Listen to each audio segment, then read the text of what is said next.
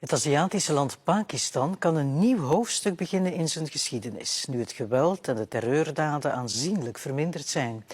Ook op economisch vlak verwacht Pakistan dat de moeilijkste periode achter de rug ligt. Dat zegt premier Imran in een exclusief interview met onze verslaggever Steven de Kranen. So, Prime Minister, may I ask first, how different is it to leading a country than to captaining a sports team? Because leadership is needed in both. Well, let me first say the similarity.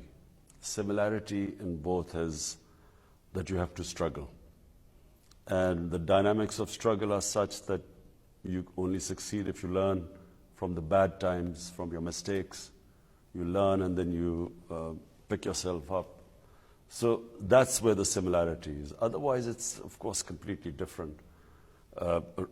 Running a cricket team is completely different to running a country. And, of course, different challenges. And then countries with entrenched, strong institutions are much easier to run. A country which faces challenges in the worst challenge in as far as the economy is concerned, huge fiscal and current account deficits. And so in that, obviously, it's a much bigger challenge.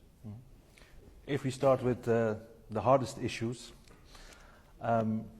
Kashmir, we in Europe are wondering, will it ever be a happy place, Kashmir? Is there a solution possible? Kashmir is something which Pakistan and India have actually gone to war 3 times. And Kashmir remains the biggest hurdle in there being normal relationship between the 2 big South Asian countries. And actually Kashmir is the main hurdle which would lead to, which is in the way of trade prosperity.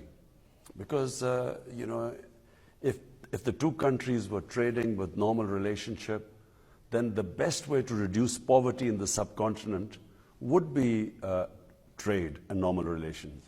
So Kashmir has a problem that has been very difficult to sort out because, unfortunately, you know, India feels it's a stronger power, might is right, whereas the UN resolutions in way of 70 years ago, according to them, the people of Kashmir had the right for self-determination. They were supposed to, through a plebiscite, decide their destiny. They wanted to go to India or Pakistan.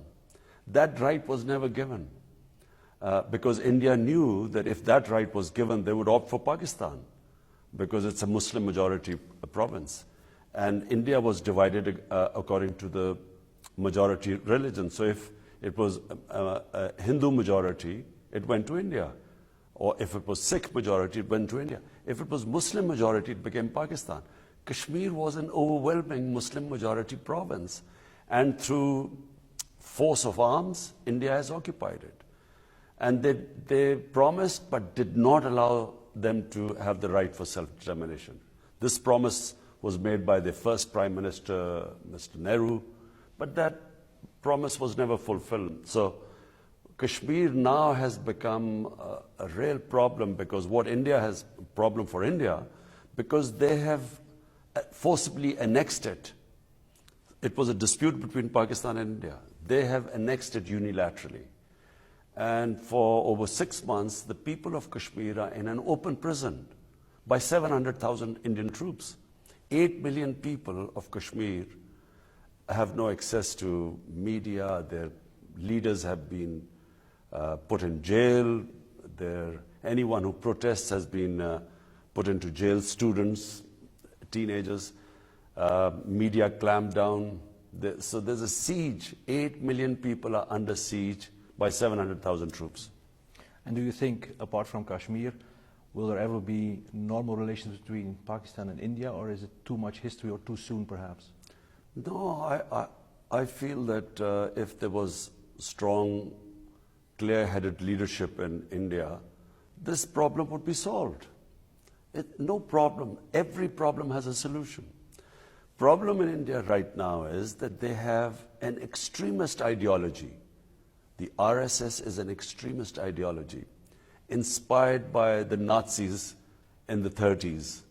And the founding fathers of RSS, which is ruling India now, were inspired by Hitler and this racist Aryan philosophy of Hitler, and they backed the Holocaust of the Jews because they believe in the ethnic cleansing of Muslims from India. So it is an extreme ideology, and unfortunately it has taken over India. And that's why they put these 8 million Kashmiris who are Muslims, they put them in an open prison. So I do not see much hope with this government, but I do see that in future an Indian government, a strong leadership, they would want this issue to be resolved. And as I said, every problem has a solution. Talking about solutions, in Afghanistan there are talks between US and Afghan Taliban. What is Pakistan doing to make it a success? Well, first of all, you must remember that in Pakistan there are still 2.7 million Afghan refugees here. And there are refugee camps which have over 100,000 people still living here. So what Pakistan can do is put leverage on the Afghans, on the Taliban, some of whom have families here, to make peace in Afghanistan. And I can assure you that Pakistan has tried its best. Since my government has come in, we have left no stone unturned so that there would be peace in Afghanistan. And fortunately, things are moving in the right direction. It's not going to be easy because there's been 19 years of conflict, but it is for the first time moving in the right direction. The Americans are wanting peace and dialogue with Taliban, and Taliban have now sitting with the Americans. The next phase would be ceasefire, then possibly an agreement, if the ceasefire goes well, then an agreement, and then I guess the next phase would be the Taliban sitting with the Afghan government. Mm-hmm. And what about Pakistan? If you move to Pakistan, are the dark times over? Because there were some very hard years also for Pakistani people with terror-related incidents, bombings, shootings. Do you think that extremism is stamped out? You see, let me explain what happened in Pakistan. So you need to know the history. In the 1980s, Pakistan was backing the Mujahideen, who were backed by the Americans and CIA and the Western countries, to fight against Soviet invasion of Afghanistan. So it was called the Afghan Jihad. So Pakistan backed the Afghan Jihad. A lot of the Mujahideen came from different countries to fight in Afghanistan. And this was all, of course, encouraged by Western countries and of course, backed by the Americans. And a lot of these groups were trained in Pakistan. So when the Soviets left Afghanistan in 1989, Pakistan and Afghanistan were left with these militant groups, these guerrillas, these different Mujahideen groups. And so come 9/11, now the United States lands in Afghanistan. Now, the same groups who were told that jihad was a good thing against foreign invaders, because the United States came, they now were told that no, against the United States, because these are the good guys, it's terrorism. It was jihad against the Soviets. So, of course, not all of them understood. And Pakistan, by joining the US war, we ended up, these groups turning against Pakistan. So that's when we went against this period of terrorism, suicide attacks. 70,000 Pakistanis lost their lives in that 10, 12-year period. And fortunately, and full marks to our security forces, and especially our intelligence agencies, who gave great sacrifices, but they now have controlled the insurgency. And I'm very happy to say that my first year as Prime Minister, 2019 was the safest year in Pakistan since 9/11. Okay. If we move to another hard issue, you've spoken about the economy, double-digit inflation, huge debt, loan with IMF. People would say, how can you succeed? But in the street, people tell to me, the Prime Minister is very resolved because he has proven it in cricket, he has proven it with the hospital, he has proven it becoming Prime Minister. But what can you do to be different than your predecessors to really make it work? Well, it's like if you inherit a house which is bankrupt and their creditors coming to ask for their money back and their loans, and someone is coming for rent of the house, others are coming for the rent, you've rented a car or something. So for a while that house goes through a tough period. While you cut your expenses and you raise your revenues, so you no longer are indebted, and so you don't have to borrow, and then you have to pay the interest on the loans. So that is a tough period. Every house which borrows and where the expenses are more than its revenues, every house goes through a tough period. And every country which has been in the same situation as Pakistan has to go through what is called the structural readjustment, where you raise your revenues to match your expenditure. And while you cut your expenditure, obviously, the people go through a bad time. Not only did we have this big fiscal deficit and current account deficit, we also have bankrupted utilities. Our electricity, had incurred huge losses. So we had a huge debt in electricity. And then our gas, so that affected our industry, because because of these huge debts, you had to raise the prices of electricity and gas. And when you raise the prices, the industry got affected, because that can't compete with the exports of your neighboring countries, which means you can't reduce your deficit. So you're caught in this debt trap. And so the first year was very difficult. 2019 was a very difficult year for Pakistan. But now, fortunately, we brought the current account deficit down by 75% in 1 year, which was tough but good. Exports are increasing, not that fast, because the world at the moment, the economy overall in the world is slowing down. But we've cut down our imports. We've tried to work on our electricity sector so that we cut down the losses. So it's been a tough period of readjustment, and I expect that this is the year 2020 where the economy will show signs of recovery. Yeah, because you've spoken about priority, lifting 100 million Pakistani out of poverty, new Pakistan. What is your vision for an ideal Pakistan? Which kind of country would you say Pakistan should be? My idea of Pakistan is what was the founding fathers' idea of Pakistan, which was an Islamic welfare state, a state which is just and humane, which looks after the state, looks after the bottom tier of the population, the weaker section of the society. And if you ask me, the first Islamic state was the first welfare state in the history of mankind some 14 centuries ago. State of Medina? State of Medina. It was a welfare state. And it was a state which had rule of law. It had rights. Every human being had rights protected by the state. And that was the basis of the civilized state, which laid the foundation for the next 7 centuries. It became the leading civilization in the world.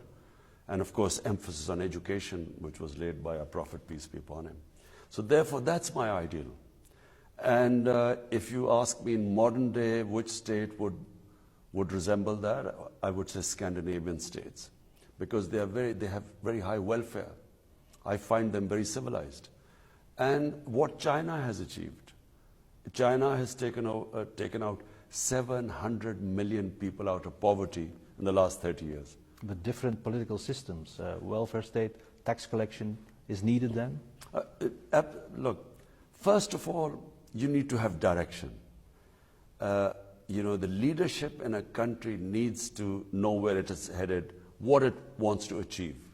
So if your objective is that I will achieve prosperity by raising people above the poverty line, which is what China did.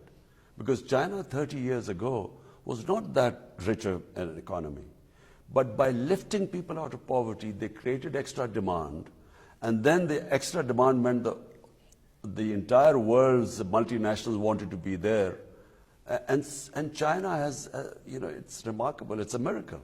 But the basis of that prosperity was that the state took a decision. There are priorities to lift people out of poverty. That's what my decision is. Despite all the problems what we face, we have allocated the highest amount of money for poverty alleviation in our history. I mean, despite the economic crunch, the outlay for poverty alleviation is the highest today in Pakistan. And when you're talking about moving economically, there is cooperation with China. What is the message from Pakistan to Europe? What do you expect from Europe, or what do you want to ask from Europe? Well, trade really, Europe has been very good to us. We have got the GSP plus, which means we get preferential trade agreement with Europe, and that's very positive. And of course, Europe is one of Pakistan's biggest trading partner. So trade really with Europe. Pakistan is open for business. Even in Gawadar, there's still room and place in the port for European companies and countries to invest. Of course, you see, a CPEC just gives an opportunity to connectivity to China. But it's not exclusive. I mean, Chinese also would want this to become an investment hub for companies from all over the world, especially in Europe. Mm. Talking about climate change, Europe, there's a lot of political debate about it, but it's one of Pakistan's main challenges as well, and Pakistan is doing a lot. Why is Pakistan doing a lot? Because in contributing to the problem, you're not a big player, so you're doing a lot for solutions. Well, first of all, I was always an environmentalist because I loved hunting, I loved shooting. And as I grew up, I saw that in Pakistan, two things were happening. Our forests were disappearing, and our wildlife was disappearing. So from becoming a hunter, I became a conservationist. And so I've always, I love Pakistan's wilderness. I think Pakistan has some of the most diverse wilderness in the world. It has 12 climatic zones. From alpine, it goes right down to the coast and the desert. And so being an outdoor person, and I love trekking in our mountains. Our mountains are probably, there's nowhere, I've been everywhere. Nowhere in the world you have the sort of trekking we have in our mountains in the four ranges, Himalayas, Karakoram, Suleiman Range, Hindu Kush. So as I grew up, I realized that the beauty of this country was disappearing because our wilderness was disappearing and our forest cover was disappearing. So when my party came to power in the Khyber Pakhtunkhwa province of one of the four provinces, so we decided to plant 1 billion trees in 4 years, and we did it. And now we've set ourselves targets since I became the Prime Minister of 10 billion trees in Pakistan. And it's really to improve our environment, improve our forest cover, bring back wildlife. But Pakistan is also likely to be affected by climate change more than other countries because this country depends on our rivers. And our rivers, 80% of the water in our rivers comes from the glaciers in the mountains. And because of global warming, these glaciers are melting at a fast rate, and that is a big worry for us. We have the impression in Europe that Pakistan is opening up to the world, getting out of isolation, and tourism could be a driver to get more people from all over the world to Pakistan. Are there special measurements taken to even accelerate tourism? Yes, we've opened up Pakistan. 70 countries can get visa at the airport. We have opened up all our areas. And now that it's been one of the safest years, 2019, our tourism doubled in 1 year. Pakistan offers probably the most unique tourism in the world because it's because of its diversity. Firstly, it's an ancient land. The Indus Valley civilization is 5,000 years old. Secondly, it is home to 4 world religions. Sufism, it has some of the ancient sites for Sufism. Then Hinduism, it has ancient sites for the Hindu religion. Then Sikhism, it has 2 of the most revered sites in Pakistan for the Sikh religion. And then, of course, Buddhism. The north of Islamabad was the center of the Gandhara civilization. And that is, one of the more, for the Buddhists, this is one of the best places for visiting their ancient sites. And on top of it, we have our mountains in the north. We probably have the most unique mountain tourism in the world. Firstly, it's undiscovered. Not many people know about it. Half the world peaks over 24,000 feet are in Pakistan, including the second highest mountain. So it has diverse tourism. And the cities, 3 cities, are over 1,000 years old. So in that sense, Pakistan is undiscovered. It's not actually, some countries are destroyed by tourism. Pakistan is not. A lot of hospitality here, and with peace now and security in this country, we expect that the level of tourism will grow quantumly in Pakistan. Finally, may I ask you 2 perhaps more personal questions which trigger me. Why did you, as a famous sports star, came back to Pakistan? Was it a kind of duty, inevitable? Because you could say, I stay in London or the Bahamas, and into politics is already difficult, coming to Pakistan as well with expectations. So what was the driver to get you into politics? First of all, I never really lived away from Pakistan. I only went for studying in England for 4 years. And then I used to play professional cricket in England. So that meant summer in England, but winter was always in Pakistan. So I never really went away. Never at any point did I ever want to live away from Pakistan. I never wanted to take a British passport, although I was spending, almost 17, 18 summers playing professional cricket there. But you see, I could never imagine a purposeless existence. My life was always driven from the age of 9. From the age of 9, I wanted to represent Pakistan in cricket. And so from that age onwards, till I left cricket, I was driven by, taking Pakistan to the top of world cricket. And my last match was Pakistan winning the World Cup. Then I spent the next 10 years building a cancer hospital. My mother died of cancer. And so poor people had nowhere to go if they get cancer. So it took me almost 8 years to build 9 years to build the cancer hospital. And then I decided to go into politics because I felt that the political elite in Pakistan was corrupt. And corruption is the biggest reasons why countries have poverty. It's not lack of resources. Countries are not poor because of lack of resources, because some of the richest countries in terms of resources are poor because of corruption. So I came in on an anti-corruption platform some 23 years ago. And because I was fighting the political mafias, that's why it took me so long to succeed. And then it's related to the previous question. The image, which I read also from British tabloids, was more like a very liberal, young, successful cricket star, becoming a more religious person. How hard was that, or was it just also another aspect that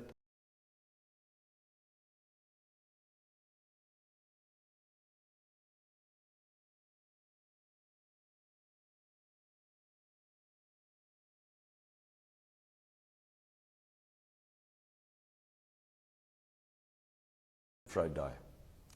And if they are luckier, they will find the answers in spirituality. Because science does not answer these two questions.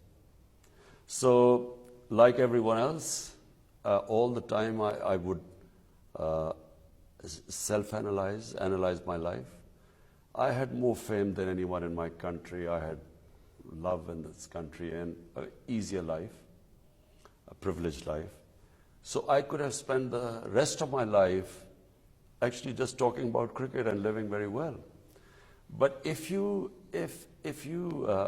do ask yourself the question, what is my purpose of existence?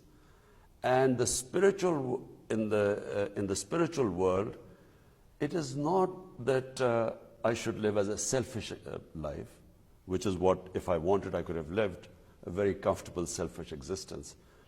In the spiritual world, you are responsible. The more the Almighty gives you, the more responsibility you have towards other human beings. Hence, my life turned from first to build a hospital for poor people, and then to enter politics and build a welfare state. No matter how much social work I would have done, I could never have helped so many people as you can in government and build a welfare state. So it is all part of that spiritual journey which comes from asking these two questions. And finally, given the challenges of Pakistan, given the history, given what they call the establishment, which there are the other parties, are you never afraid to take up the challenge? Because this is a country where the life of a prime minister means a lot. Well, you must understand that when you move towards spirituality, so one thing that happens, and my faith tells me, that life and death is in Almighty's hands. And all you have in your hands is effort. We human beings, all we have is the ability to struggle. Whether we succeed or not is not in our hands, it's in Almighty's hands. So I do not fear death, I don't fear failure. All I know is that I will try my best, and once I've tried my best, I leave it to the Almighty. So whatever is His decision, I'll accept it as the will of God.